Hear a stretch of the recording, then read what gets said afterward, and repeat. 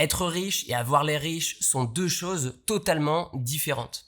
Dans une de mes précédentes vidéos, quelqu'un m'a demandé dans les commentaires « Théo, quelle est la marque du polo que tu portes ?» C'est un polo qui coûte plus de 1000 €. Est-ce que des marques comme Zara, Mango, Massimo Dutti vont avoir des matériaux qui sont proches ou similaires et une main-d'œuvre qui va être proche ou similaire de ce type de vêtements? La réponse est non.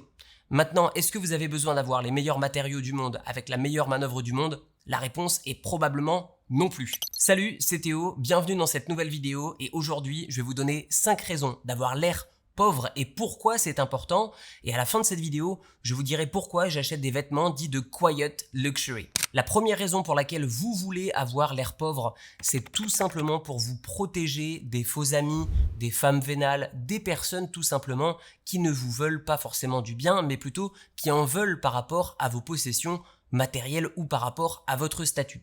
A l'inverse, si vous êtes discret et que lorsque vous apprenez à connaître quelqu'un, vous délivrez un petit peu plus à la fois sur ce que vous faites, comment est-ce que vous le faites, et pas forcément sur combien est-ce que vous gagnez, eh bien la plupart du temps, vous allez voir des personnes qui vont soit vous demander « dis-nous combien tu gagnes » ou alors d'autres personnes qui vont plutôt être intéressées par comment est-ce que vous le faites, qu'est-ce que ça vous apporte et pas vous rapporte, et c'est là où vous allez pouvoir facilement délimiter qui est là pour des intérêts ou qui est là pour qui vous êtes. Deuxième raison pour laquelle vous souhaitez avoir l'air pauvre, c'est pour ne pas rentrer dans une spirale de détention et d'achat de produits de luxe.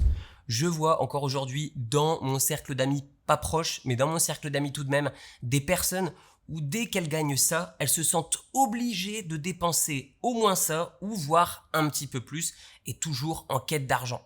Le plus important pour ces personnes, ce n'est pas l'argent qu'ils ont au sein de leur compte bancaire, ce n'est pas l'argent qu'ils gagnent en revenu passif parce qu'ils n'en ont pas, c'est tout simplement le prochain argent qu'ils vont gagner avec leur activité principale, c'est-à-dire une source de revenus active. Pour la simple et bonne raison que ces personnes n'arrivent pas à se permettre de mettre de l'argent de côté et d'investir. Elles sont constamment, elles vont vivre finalement de paycheck en paycheck, elles vont vivre de salaire en salaire, et c'est pas du tout une spirale dans laquelle vous avez envie d'être enfermé. Troisième raison pour laquelle vous souhaitez avoir l'air pauvre, c'est évidemment pour éviter l'attention des autorités fiscales. Je vous donne un exemple très concret. Lorsque vous achetez une propriété dans un pays en particulier, vous êtes enregistré au Land Department, donc c'est ni plus ni moins que le département des détentions de cadastre. Et ensuite, lorsque vous allez payer des impôts, eh bien, vous êtes enregistré cette fois-ci au Tax Department. Donc, c'est ni plus ni moins que le département du gouvernement qui va recueillir les taxes. Et vous savez quoi? Eh bien, il y a un petit service qui connecte ces deux départements, c'est les autorités fiscales. Et elles vont se demander, par rapport au montant que cette personne a dépensé dans des voitures ou dans des biens immobiliers, combien a-t-il payé d'impôts? Est-ce qu'il y a un écart entre les deux? Et plus il y a d'écart, et effectivement, plus vous allez avoir des contrôles fiscaux. Quatrième raison pour laquelle vous souhaitez avoir l'air pauvre, c'est pour ne pas effrayer vos clients. Je vais vous donner une petite anecdote. Il y a de ça quelques années, je vivais à Marbella, en Espagne. Je me rends dans une agence immobilière pour me faire plaisir, m'acheter une résidence principale, et je rentre dans l'agence immobilière, je tombe sur un agent immobilier jeune et dynamique qui dispose d'une horloge en or massif au poignet qui me met en pleine figure en évidence durant tout notre rendez-vous. Lorsque notre rendez-vous est terminé, il souhaite, et je dirais même il insiste, pour me raccompagner au volant de sa voiture de sport. Pour être honnête avec vous, sur le plan personnel, j'ai accroché à cette personne parce que j'aime les gens qui en veulent dans la vie. Par contre, lorsque je suis arrivé chez moi, je me suis demandé si j'avais vraiment des affinités avec les personnes qui mettaient finalement le peu qu'ils avaient en évidence. Et aussi, ce qui est venu me travailler à l'esprit, c'est de me dire, est-ce que cette personne gagne plus d'argent que les autres agents immobiliers potentiels avec lesquels je peux travailler sur le dos de ses clients? Parce que je suis OK effectivement de payer des commissions, de payer des services, de payer des produits. Par contre, je n'ai pas envie d'avoir l'impression ou la sensation de payer trop cher. Et donc, en effet, si vous mettez tout votre artillerie de bijoux et de voitures aux yeux finalement de vos clients, eh bien, ils peuvent se demander, est-ce que cette personne fait des choses légales? Est-ce que cette personne ne va pas tout me prendre? Est-ce qu'elle ne va pas me coûter très cher? Et donc, justement, vous souhaitez éviter ce genre de réflexion que peuvent avoir vos clients. Cinquième raison pour laquelle vous souhaitez avoir l'air pauvre, c'est tout simplement pour vous aider à réaliser que le bonheur est probablement dans ce que vous avez déjà. Alors, je vais pas vous faire une vidéo de développement personnel ou de spiritualité parce que c'est pas ma spécificité. Par contre, ce que je peux vous dire, c'est que personnellement, je suis davantage heureux avec moins qu'avec trop. Dès que j'ai un peu trop, ça me stresse. Dès que j'ai un peu moins, je me dis, c'est cool, c'est simple, je peux gérer mes choses facilement. Et donc finalement, dans la possession matérielle, moi, ça me stresse en fait que de détenir beaucoup d'objets. Par contre, je vais avoir des pôles de dépenses où je me dis, ouais, là, je peux vraiment envoyer et je sais que j'aurai aucun regret. Je vais vous énoncer ces différentes choses à la suite de cette vidéo. Alors avant de vous dire quels sont mes postes de dépenses que je regrette et d'autres sur lesquels je peux continuer de dépenser comme un âne et avoir beaucoup de plaisir, eh bien, je vous mets dans la description de la vidéo deux liens. Un lien onlineasset.com qui vous permet de me rejoindre sur des opérations de private equity. Autrement dit, j'effectue des opérations d'achat, gestion, revente et donc effectivement exploitation et distribution des profits à différents investisseurs qui viennent me rejoindre sur ce type d'opération. Vous retrouverez également dans la description de la vidéo le lien d'une formation qui va vous permettre de prendre le contrôle sur vos finances et de faire travailler l'argent pour vous plutôt que de travailler pour lui. Tout ça, c'est dans la description de la vidéo. Alors comme promis, je vais déjà répondre à la question de pourquoi est-ce que j'achète des polos à 1000 € tandis que je pourrais acheter des polos à 60 €.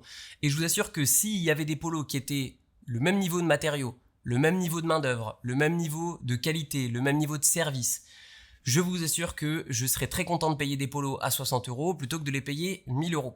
Alors pourquoi et qu'est-ce que c'est ?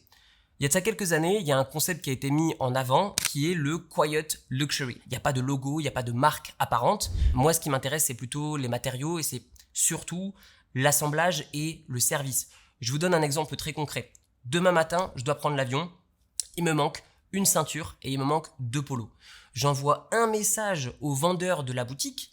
Je sais qu'il va me choisir les polos que j'aime bien, dans ma taille, il va me les envoyer en photo, je vais même pas devoir payer, il les ramène chez moi, je lui scanne sur son TPE la facture, je paye en instantané, il les a déjà repassés, c'est dans ma buanderie, en 30 minutes, c'est bouclé. Tout ça pour vous dire que c'est plutôt ce niveau de service qui va nous faire gagner énormément de temps et ne pas attirer l'attention. Et par-dessus le marché, effectivement, ce sont des vêtements que vous n'allez pas retrouver un petit peu partout dans le monde et donc c'est assez agréable. Ceci dit, mes marques préférées sont les suivantes. Alors Zegna, c'est vraiment la marque que je porte le plus. Est-ce que c'est la meilleure marque du monde ? Pas forcément. Est-ce que c'est celle que je recommande ? Pas forcément. C'est juste celle que je porte le plus. Deuxième, Hermès. Alors je vais plutôt acheter des produits chez Hermès plutôt en cuir. Pourquoi ? Parce que je trouve qu'ils travaillent très bien le cuir et tout le reste, honnêtement, je trouve que c'est pas trop mon style et surtout parfois ils vont imprimer, stamper leur marque en gros et ça m'intéresse pas. 2-3, l'Europiana. L'Europiana, j'aime bien, mais je trouve que plus le temps passe, plus ils augmentent trop leur prix et puis ils commencent à rentrer dans une stratégie de produits de luxe du genre vous avez besoin d'acheter X produits avant d'accéder à d'autres produits. C'est un petit peu la direction dans laquelle va aussi Rolex et Hermès ces dernières années et pour être honnête avec vous, ça me gonfle mais alors complètement, je suis pas du tout sensible à ce type de marketing. Dans les marques que je vais aussi énormément porter, vous avez Massimo Dutti, Mango et Zara. Ce sont 3 marques que j'adore, je trouve que c'est des excellents ratios qualité-prix. Ce que je peux juste leur reprocher, c'est que la qualité n'est pas forcément au top, mais je trouve que c'est des excellents ratios qualité-prix et qui vous permettent aussi de changer un petit peu votre dressing assez rapidement et surtout à moindre frais. Alors à quel moment vous faire plaisir, avoir la main lourde sur vos dépenses ? Eh bien je pense que c'est lorsque vous avez atteint un certain palier financier, un certain objectif. Faites-vous plaisir, que ce soit avec une expérience ou avec un objet qui, si possible, ne perd pas de valeur et que vous allez pouvoir potentiellement un jour revendre si soit vous changez d'avis ou soit vous avez besoin d'argent et vous souhaitez récupérer une partie de cet argent. Et maintenant, le moment que vous attendez tous, quels sont les postes de dépenses que je regrette le plus ? De 1, l'achat d'alcool de manière excessive dans les boîtes de nuit. Ce que ça m'a rapporté, c'est, en effet, j'ai rencontré les propriétaires des clubs. Super. J'ai jamais rien fait avec eux. De 2, ça m'a permis d'avoir des femmes vénales à ma table. Super, j'en ai pas fait grand chose. Et de 3, ça m'a permis d'attirer l'attention de la part de personnes qui ne voulaient pas que du bien de moi. Et donc, au final, la conclusion, c'est que c'est pas que ça sert à rien, c'est que c'est même néfaste que d'attirer l'attention en boîte de nuit. Deuxième poste de dépense, la voiture de sport. Et oui, la fameuse voiture de sport. Lorsque j'étais à Malte, je me suis acheté ma première voiture qui était une Mercedes C63S. Un superbe modèle, mais je l'avais acheté pas parce que j'aime les voitures de sport, pas parce que j'aime Mercedes, parce que je cherchais de l'adrénaline, parce que je cherchais à impressionner et aussi, pour être honnête avec vous, me faire un petit peu plaisir. La conclusion, c'est que au final, quelques mois après, j'ai déménagé, j'ai revendu cette voiture bien moins chère à un ami pour aussi lui faire plaisir et pour me débarrasser rapidement. Et donc la conclusion de tout ça, c'est que c'est très sympa, je pense qu'il faut le vivre au moins une fois, mais sur le long terme, vous allez arriver à la même conclusion que moi, c'est que rien de mieux qu'une Toyota ou, si vous n'aimez pas Toyota, une voiture qui est confortable, qui n'attire pas trop l'attention.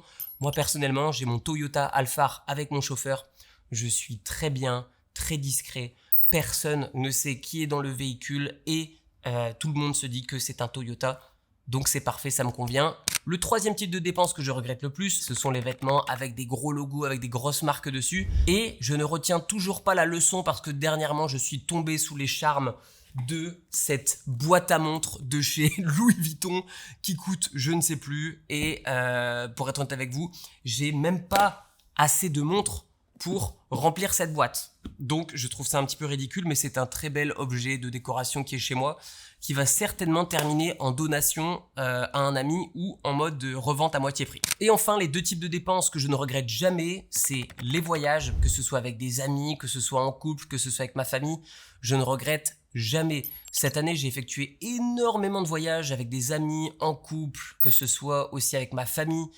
Si vous me suivez un petit peu sur Instagram, vous suivez un petit peu mes voyages. Et j'adore, je ne regrette jamais, même quand je n'aime pas finalement le pays dans lequel je voyage parce que je suis un peu déçu, eh bien je suis tout de même content parce que je me dis j'ai résolu l'équation, le mystère de savoir si ce pays était intéressant ou pas. Et enfin, mon deuxième poste de dépense que je ne regrette jamais, c'est les donations, que ce soit à ma famille ou que ce soit à des personnes qui en ont besoin.